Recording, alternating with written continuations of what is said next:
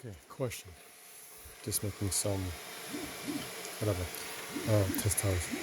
Over here, very quiet. Hold on. This one, right? Okay. Very quiet. Right there.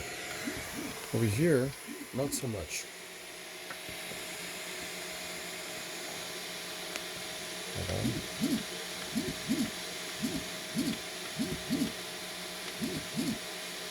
Do you or anybody know why that is?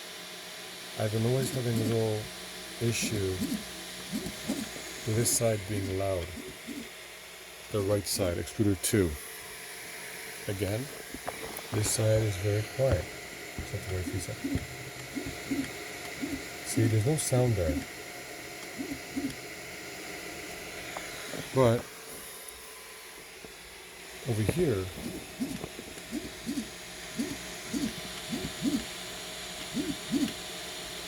there is. And I'm just curious to know why that is. It gets a little bit loud at night when I'm printing.